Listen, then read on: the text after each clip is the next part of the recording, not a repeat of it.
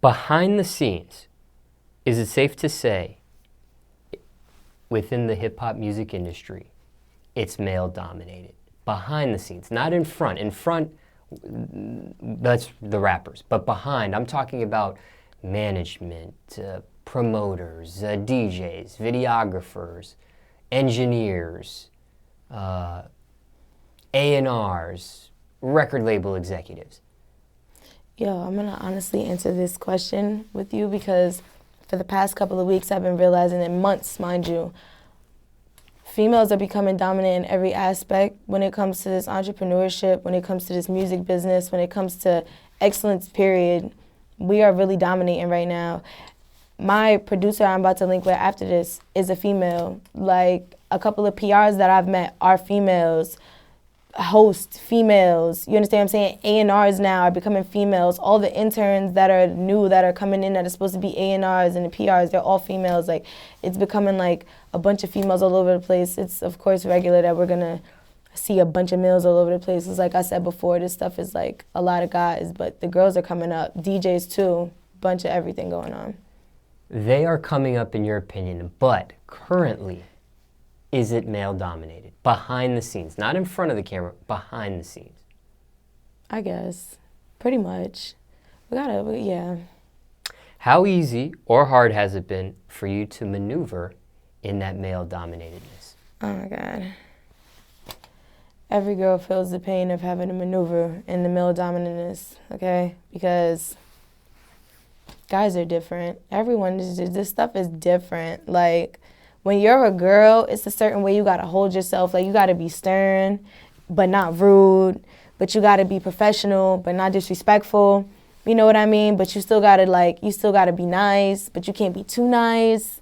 It's difficult. It's difficult to tell. It's just a certain way to, certain way to move. How often is sex brought up? What do you mean? A sexual advance, people trying to either indirectly come at you about it or directly.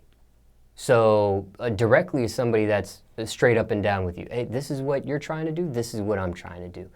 Somebody more indirect may cover up their sexual advance or their want for you by masking it with business. Listen, I got an attitude problem. I get straight to the point. What's going on? If it's funny business, you getting curved. I'm sending you to management. If you don't talk to management, then you ain't talking business. So that's how that go. So it's come up or it's avoided? It's come up, and if it does come up, well, it hasn't come up. If it has come up, it's been like once or twice because I've tried to handle situations on my own. But once I realized like this is what's going on, that's how everything happened, trial and error. Once you realize like, oh, these are how niggas is coming, okay, well, this is management. You two speak to management if you want to talk about business. All right, y'all work it out. They don't work it out, then he ain't want to talk business, and he gotta go. I see. You said it's happened once or twice. Was it indirect? Was it masked? Or was it direct? The 2 times it happened to me was indirect. It was really indirect. It was like more so like a flirt sort of kind of thing. Like, I want to work with you, but like, when you can tell someone's talking to you and it's like, you trying to swindle me. It's either you trying to swindle me or you trying to flirt with me. Which one you trying to do? But I don't want to know. I'm going to just keep going about my day. I don't like stuff like that. And that's another question I have, is because some women, they have a flirty personality. They're very friendly, and that can be a mixed signal for some people. Also, there's other instances where women will use that to their advantage as a finesse. They'll be flirty to get things that they want, which could cause a mixed signal too. Misconstrued a lot of things about the girl, No thanks. I'm not friendly at all. I have resting bitch face, and I can't control my facial expressions or my body language. So that's a lot of things I have to work on. So when I speak to people, you can kind of tell whether or not I fuck with you or not, or whether or not I want to speak to you. And if I know the bullshit, and I don't really like to do all that flirting stuff, so I really just be on some, Now, 2020 hindsight, looking back, have you missed any major opportunities because you said no? You didn't want to be a part of that. I know it's happened to you twice. I don't know if they were major opportunities or not. Nah, nothing major. No, nothing major. It's happened to you twice, but when it has happened, is stuff like that discouraging to you? Does that stuff make you want to quit this? No, not at all. It's actually motivation. It is. Yeah, it is.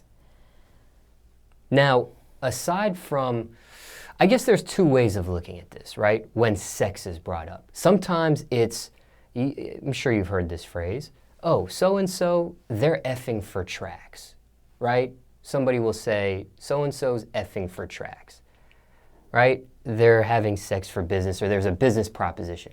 But sometimes you could be working in the studio with another artist, and there's just a natural chemistry you have with somebody. And it's not even a effing for track situation. It's you're in the studio working with somebody, and there's just a natural chemistry, and it could lead to something romantic or sexual or that sort of thing. One, can you spot the difference? And two, has that happened to you before?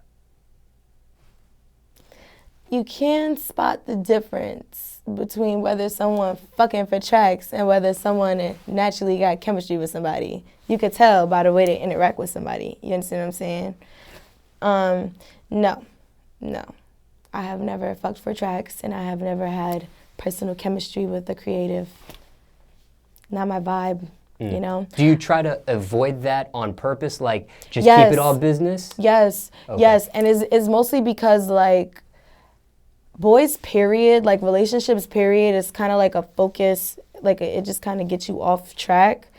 Now, you're not about to be in the same lab as me and get me off track. Like, you shit me? We can't do that. That's too much. No. Okay. At the top of this segment, you mentioned a lot of women are coming up in these different positions. You mentioned producer, A&R, promoters, all kinds of different things, right? Let's say there's a woman watching this, and it's not even from a female rapper standpoint. Let's just say there's a woman watching this, and she wants to get involved with the current male-dominated hip-hop music industry. Mm-hmm. And it could be for any position. Right. DJ, videographer, whatever. Any advice, generally speaking, to a woman for whatever position wants to get into this business? Girl, go do that shit and do it hard, okay? Because they not taking it easy out here. It's rough, and it's a tough game, and you gonna have to, for me, you gonna have to play, okay? You gonna have to get it right, okay? That's all I gotta say. The girls know what that mean. Girl, go do it hard. They know what that mean. Go get that shit. That's all I gotta say. You just gotta motivate yourself. Once you motivate yourself, you got the key.